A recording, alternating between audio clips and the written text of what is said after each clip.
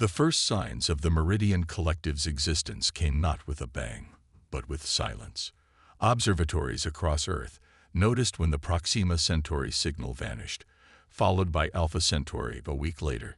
Dr. Elena Rodriguez, director of the Deep Space Communication Array in Chile, watched as star system after star system went dark, their quantum communication beacons falling silent in a methodical pattern moving toward Earth. The Meridians made first contact on a warm Tuesday morning.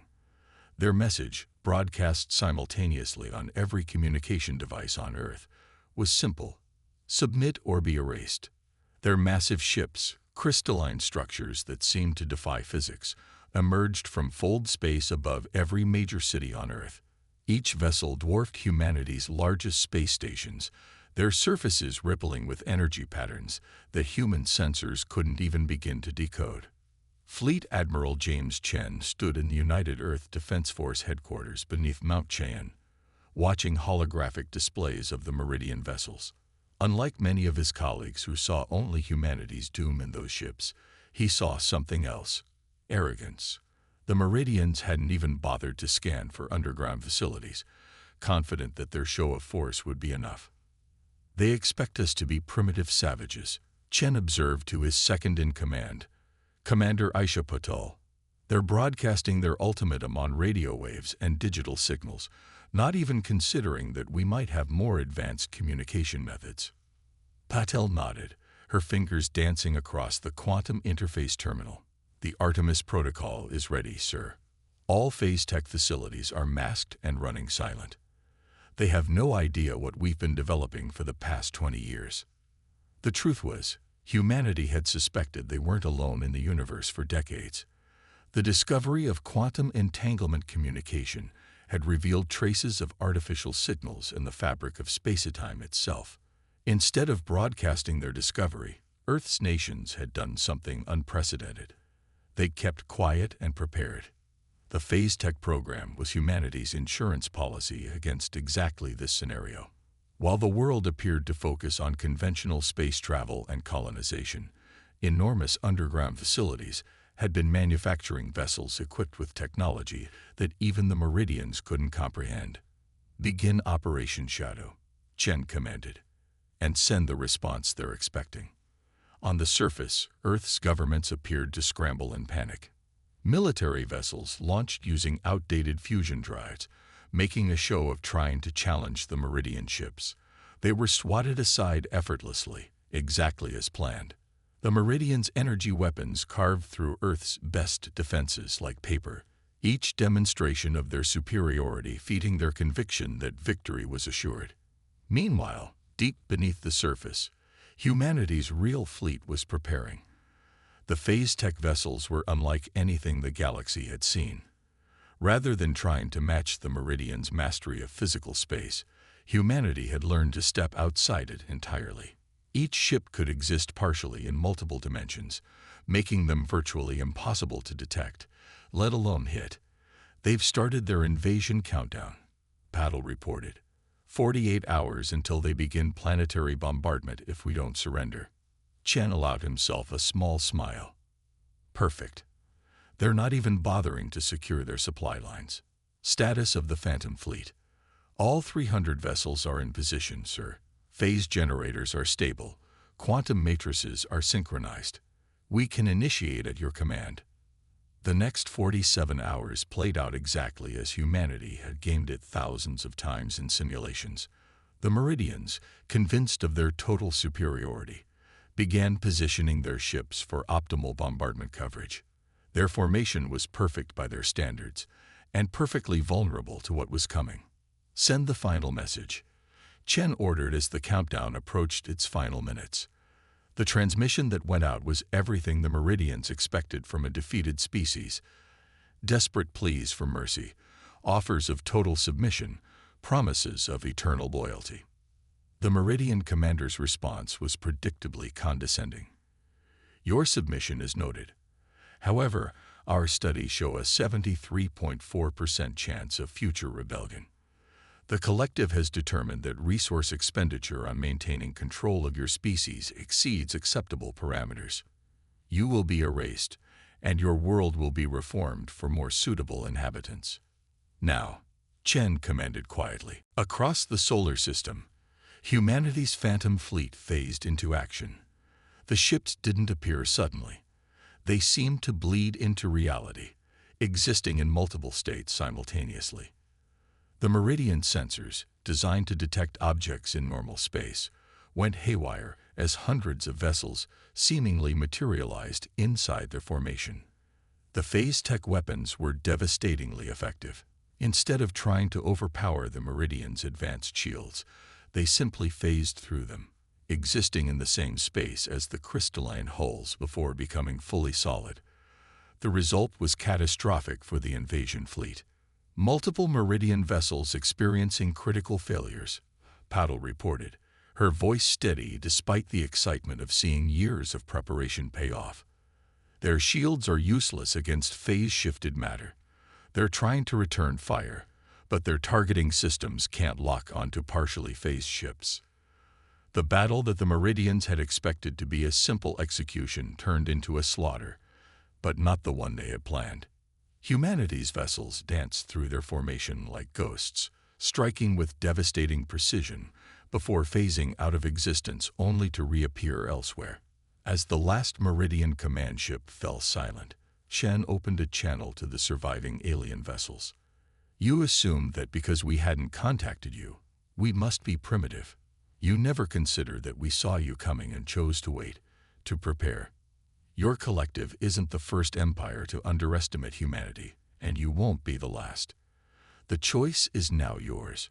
Retreat and spread the word that Earth is not to be trifled with, or continue this battle and learn firsthand why humanity has survived every threat it has ever faced.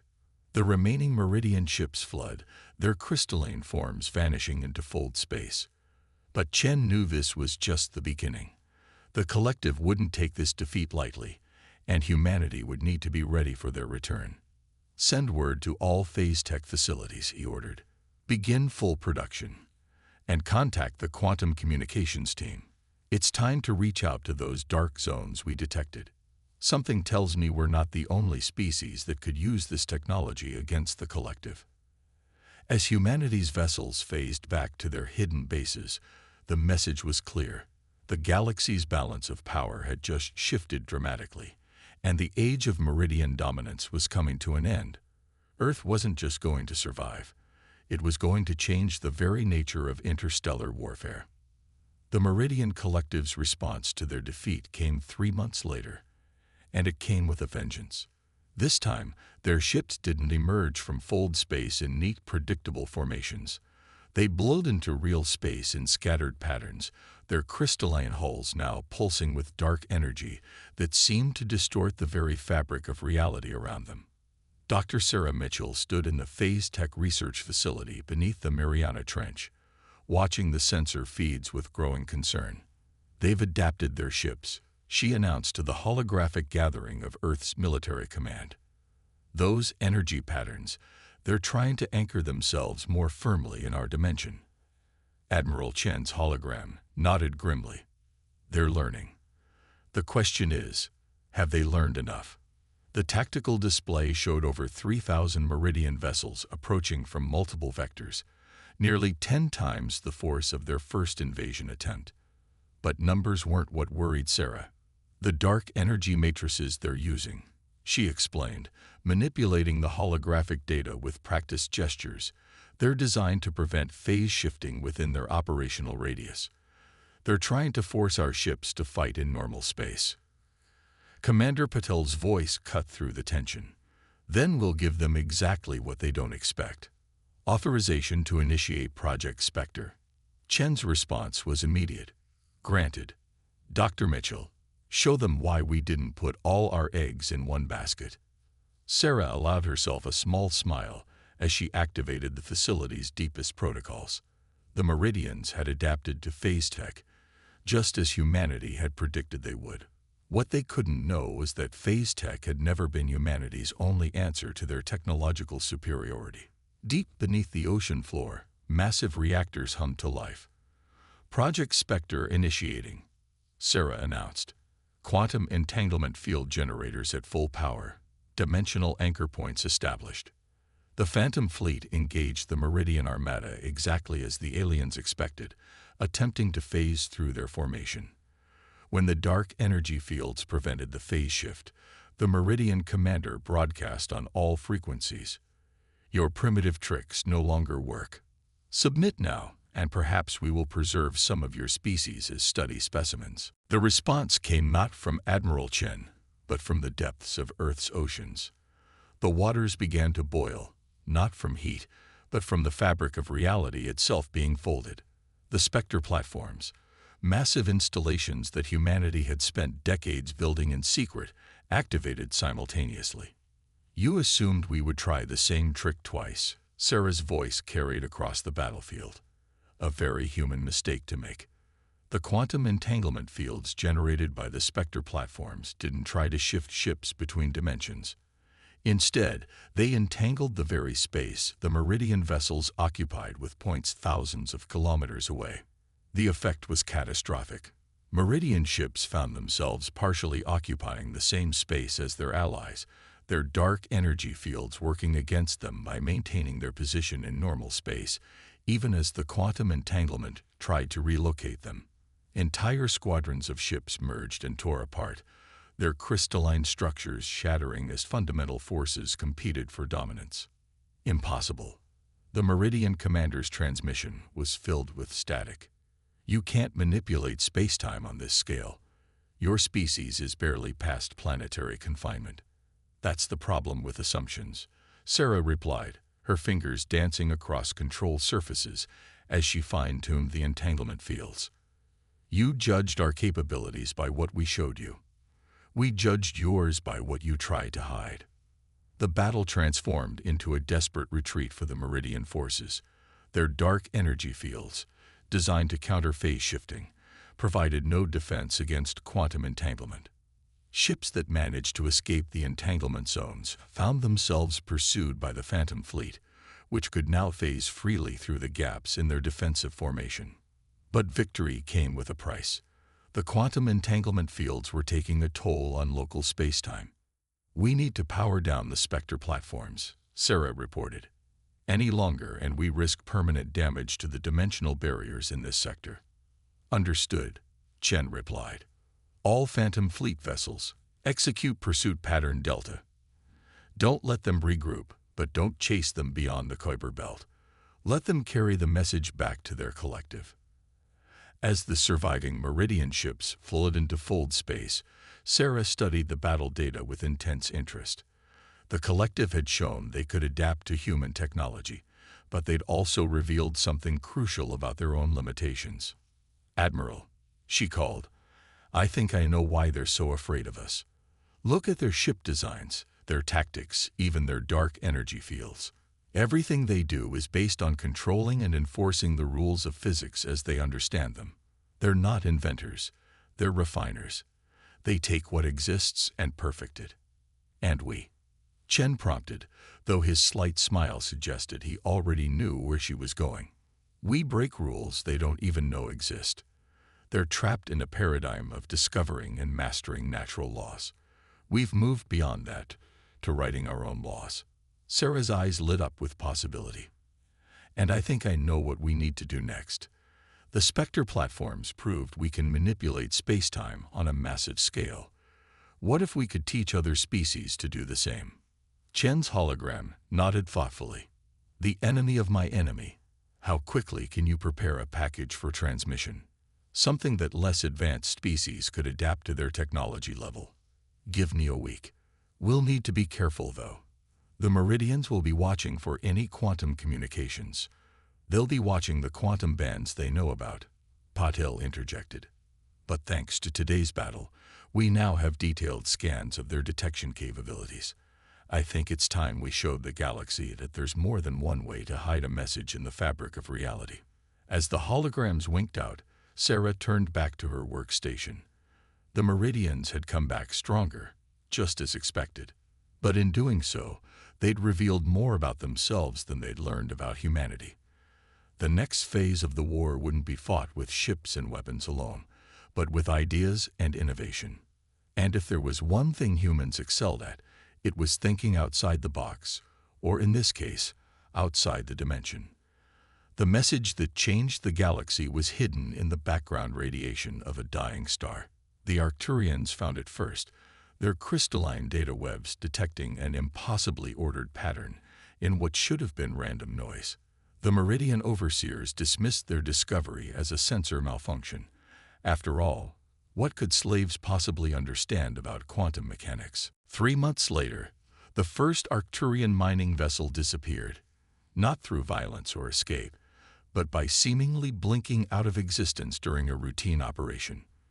The Meridian response team found only empty space and a lingering trace of what their sensors identified as a phase shift signature.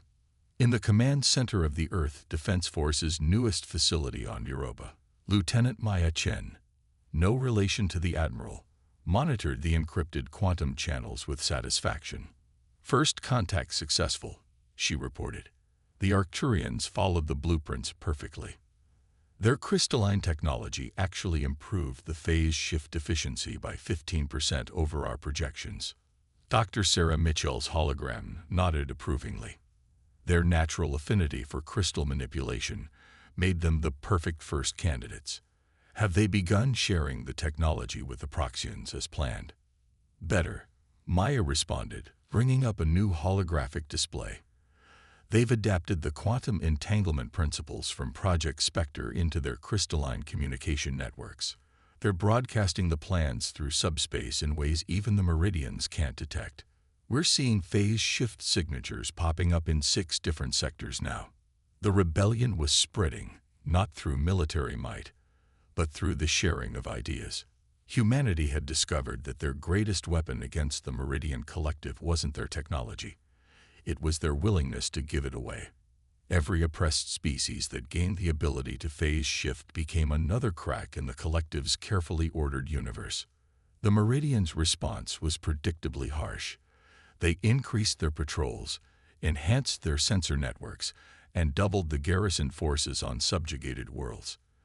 But they couldn't stop what they couldn't understand, and they fundamentally didn't understand the concept of technological democratization. "New contact," Maya announced one morning. "The Zethkar have successfully tested their first phase drive." She paused, double-checking the data. "Sir, they didn't just copy our design.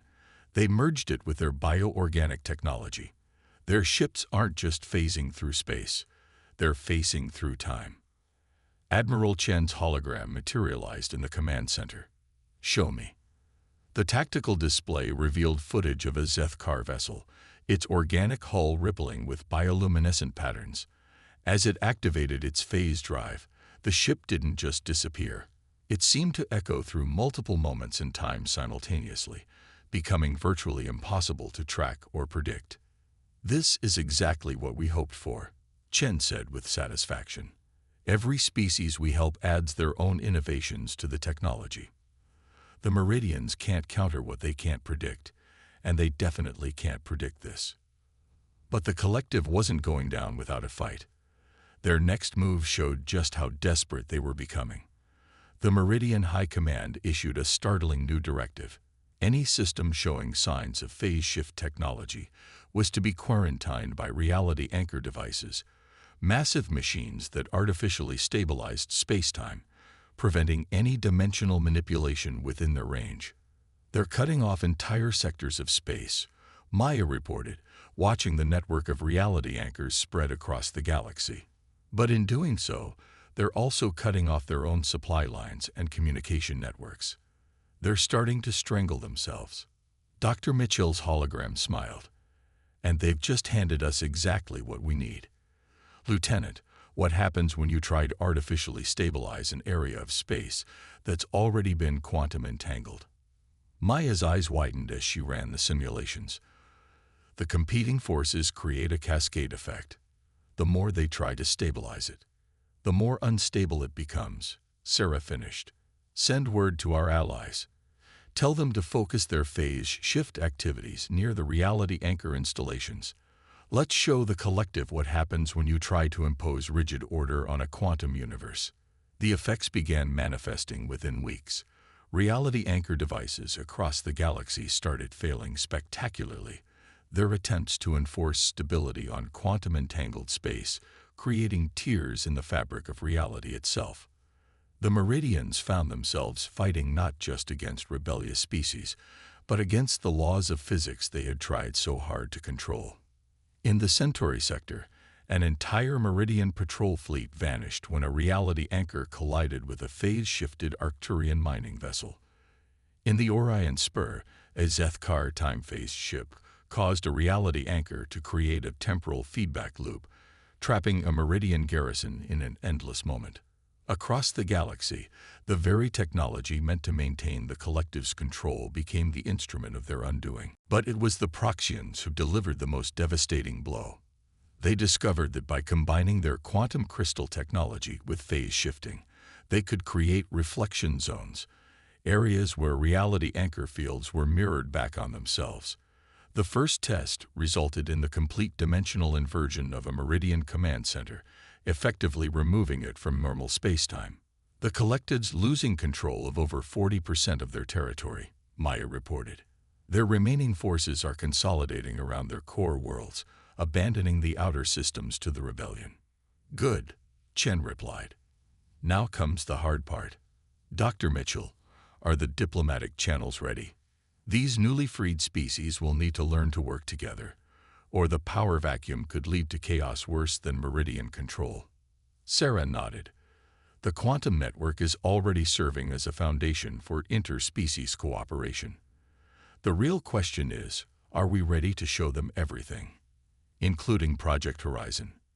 Chen's hologram flickered thoughtfully. If we're going to build a lasting peace, we can't hold anything back. The galaxy needs to evolve beyond the concept of technological superiority. Send the full package, including the theoretical work on dimensional engineering. As Maya transmitted the data that would forever change the course of galactic civilization, she reflected on how far they'd come. Humanity had entered the galactic stage facing extinction, and instead had become the catalyst for a revolution, not through conquest, but through collaboration. The war wasn't over, but its nature had fundamentally changed. The Meridian Collective now faced not just a military defeat, but the complete dismantling of their worldview. They had built an empire on the principle of hoarding and controlling knowledge. They were about to learn that the only way to truly master the universe was to accept that it couldn't be mastered, only understood, shared, and explored together. The first Meridian defectors arrived in Sol system not in warships, but in research vessels. Their crystalline ships bore the scars of desperate escape, and their crews carried something even more valuable than technology: knowledge of the collective's deepest secrets. Admiral Chen met with the lead scientist, Vale Ren, in the quantum-shielded conference room beneath Europa's ice. The Meridian's crystalline form shimmered with anxiety as it shared the truth.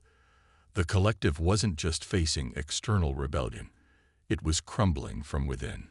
Our younger scientists have been watching, Vale Ren explained, its crystalline voice resonating through the translator field.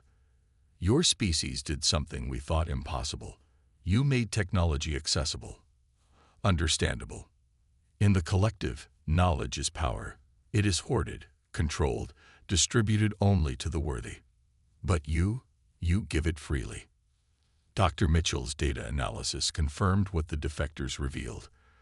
The Meridian Collective's rigid hierarchy was fracturing. Junior scientists, inspired by Earth's example, had begun secretly sharing research data across caste boundaries. The collective's leadership, unable to comprehend voluntary cooperation, was responding with increasingly harsh crackdowns. The turning point came when a group of Meridian Academy students successfully replicated phase shift technology using only publicly broadcast human specifications. The collective's attempt to suppress this achievement led to open revolt in their premier research facilities. Maya Chen monitored the quantum channels as reports flooded in. Meridian research outposts were declaring independence. Lower-caste engineers were disabling reality anchors. The collective's own communication network, based on quantum crystal technology, was being turned against them by their own people. But the greatest shock came from Project Horizon's first test. The combined research teams, human, Arcturian, Zethkar, Proxian, and now Meridian defectors, had created something unprecedented. A dimensional resonance field that allowed instantaneous communication and transport across the galaxy. It's not just a network, Sarat explained to the assembled holographic representatives. It's a new layer of reality itself. By combining all our different approaches to quantum mechanics, we've essentially created a dimension of pure information exchange. The implications were staggering. Species that joined the network could share not just technology and resources, but experiences, culture, and understanding. The Meridian Collective's model of controlled knowledge distribution became obsolete overnight. Admiral Chen watched as the network expanded, each new node strengthening the whole. They never understood. He mused to Valoren. True power doesn't come from hoarding knowledge, but from sharing it. Every species brings its own perspective, its own innovations. The Meridian defector's crystalline form pulsed with agreement. We built our empire on the premise that order must be imposed. You showed us that the most stable systems are those that grow naturally through cooperation. But victory wasn't assured yet. The collective's leadership, facing the collapse of their power structure, had fallen back to their core systems. Intelligence suggested they were preparing one final desperate gambit, a massive reality anchor array designed to cut off their remaining territory from the rest of the galaxy permanently. They would rather rule a smaller universe, Valoren warned, than participate in a larger one they cannot control. The Allied fleet assembled at the edge of collective space was unlike anything the galaxy had seen before. Phase-shift vessels flew alongside time-phased Zethkar ships. Arcturian quantum crystal arrays synchronized with Proxian reflection fields. Human Phantom Fleet ships moved in concert with reformed Meridian cruisers. As they prepared for the final confrontation, Maya received a surprising transmission from deep within collective territory. More defectors were coming, not just scientists this time, but entire worlds. The collective's attempt to impose absolute control had achieved the opposite, awakening a desire for freedom that could no longer be contained. Admiral Chen opened a channel to the Allied fleet. We didn't start this war to conquer or destroy the collective, he reminded them. We fought to show the galaxy a better way. Remember, our greatest weapon isn't our technology. It's our willingness to share it, to grow together. The collective's leadership can't understand that, which is why they've already lost. The fleet moved forward, not just to end a war, but to begin something new. The age of imposed order was ending. The age of collaborative evolution was about to begin. The Meridian Collective's last stand began with an act of desperation. Their reality anchor array, a massive construction of crystalline pylons stretching across 3 star systems, activated with enough power to tear a hole in space-time. The collective's plan was simple: seal themselves off from the rest of the galaxy, creating a pocket universe where their rule would remain absolute. They didn't expect their own technology to reject them. The quantum crystal matrices, components originally designed through shared knowledge, resonated with the dimensional network humanity had helped create. Instead of forming a barrier, the array became a conduit, linking the collective's isolation zone directly to the Galactic Information Network. Admiral Chen watched from the bridge of the Earth flagship Prometheus as the impossible unfolded. They've spent so long trying to control reality, he observed. They forgot that their technology evolved from the same principles of quantum mechanics we all share. The Allied fleet struck from multiple dimensions simultaneously. Zethkar vessels phased through time, appearing microseconds apart to overwhelm defense grids. Arcturian ships transmitted battle data through their crystalline hulls, coordinating attacks with perfect precision. Proxian reflection fields turned the collective's weapons back on themselves. But the true victory came from within. As the reality anchor array merged with the dimensional network, every piece of quantum crystal technology in collective space began receiving the full archive of shared scientific knowledge. The rigid barriers of their case system, enforced through controlled access to information, dissolved in an instant. Maya Chen's voice crackled through the quantum comm. "Sir, we're detecting massive energy signatures from collective worlds. Their population centers are activating emergency phase protocols. They're evacuating into the network." Dr. Mitchell's hologram flickered to life on the bridge. "They're not evacuating," she corrected, studying the data streams. "They're evolving. The network isn't just sharing information anymore. It's become a bridge between physical and quantum states. The collective's people are choosing to transform themselves." The collective leadership's final transmission betrayed their fundamental misunderstanding to the end. "You've destroyed everything we built.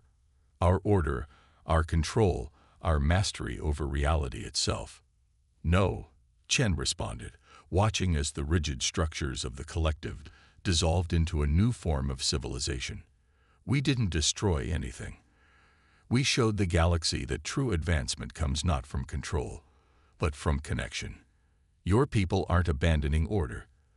They're discovering that the most complex and stable systems arise from voluntary cooperation." The transformation spread across collective space like a wave of enlightenment. The quantum crystal technology, freed from artificial constraints, began integrating with the dimensional network in ways even humanity hadn't predicted.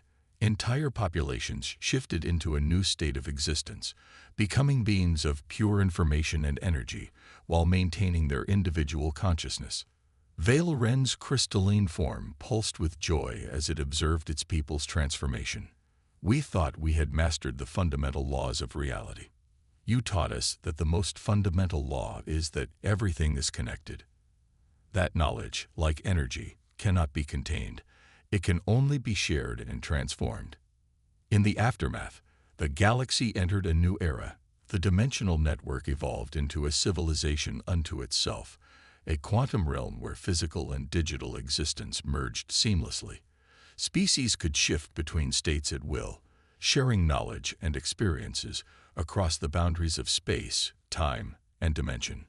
Humanity's role shifted from revolutionaries to mediators, helping guide the galaxy through its transformation. The phase tech that had started as a weapon became a bridge between states of being. The Phantom Fleet became explorers of new dimensions of reality. Admiral Chen stood in the rebuilt Earth Defense Force headquarters, now a nexus point in the galactic network. The holographic displays showed not military formations, but the flow of knowledge and consciousness across the quantum realm. Humanity had entered the galactic stage, facing extinction, and instead had catalyzed an evolutionary leap for all sapient life. "Ready to explore the next dimension?" Maya asked, her consciousness already half-shifted into the network. Chen smiled, watching as another world joined the quantum civilization. "That's what humans do best. We never stop exploring, never stop sharing what we find. The only question is, what impossible thing should we try next?" The answer, as always, would come not from any one species, but from the combined creativity of a galaxy that had learned to grow together. The age of empires was over. The age of infinite possibility had begun.